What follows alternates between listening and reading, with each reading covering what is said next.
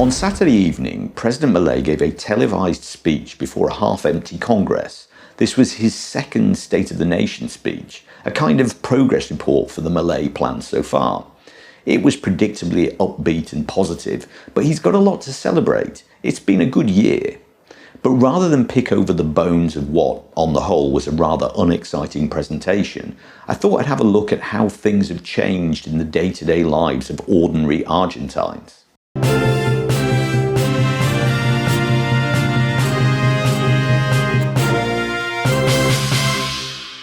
As regular channel viewers will be well aware, I'm not a big fan of Javier Milei, but my problem is more with his abrasive and arrogant character than his ability as an economist. I guess it's the Britishness in me to be distrustful of those who blow their own trumpet and boast too much. Gives an impression of imposter syndrome. Anyway, despite that, I have to grudgingly admit that Milei's economic program for Argentina does seem to be working. On the statistical side, the numbers for inflation and poverty and all that are well down, giving the President and Finance Minister a nice spreadsheet to present to foreign investors, although many still remain frustratingly elusive. But how does all this positivity translate into regular people's lives? Well, very well actually. Cafes and restaurants are filling up again, and the shopping malls seem busier than this time last year, although it's hard to tell whether people are actually buying stuff or just coming out to look around. There's still a lot of shops with discounts, but now they have new stock to sell. Last summer, my wife and I wandered into Zara and it was a pretty pathetic sight with lots of empty rails. Now it's full again with this year's latest fashions, although how affordable it all is I don't really know. On a personal level, during last year my clients had steadily one by one slipped away, until by Christmas I was digging deep into my savings. Now, 2 months into the new year, and I've already doubled my business, and my wife's client list is growing too. I wouldn't go so far as to say that business is booming just yet. Supermarkets are still pretty bleak places, and weekly grocery shopping bites deep into my credit card, but things are definitely moving in the right direction. People look happier, and that wonderful Argentine ice cream is affordable once more. Having said all that, I don't think everyone is benefiting from this mini boom. The social divide has become much wider and the numbers of street people continues to grow, despite Milei's reported drop in poverty. Security Minister Patricia Bullrich was congratulated by Milei for restoring order to the streets.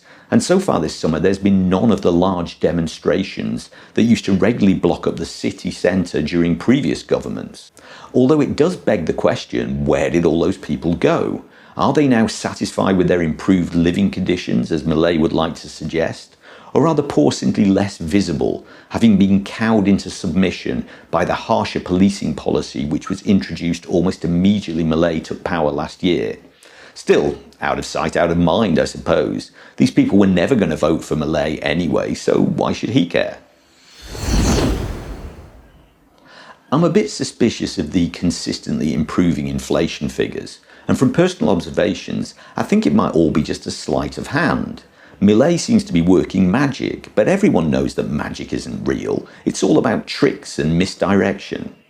I earn a substantial part of my income in dollars, which I regularly change into Argentine pesos.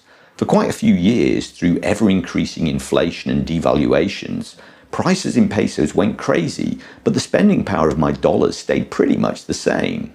However, over the last 6 months, coinciding almost exactly with the beginning of the fall of inflation, prices when calculated in dollars have started to rise.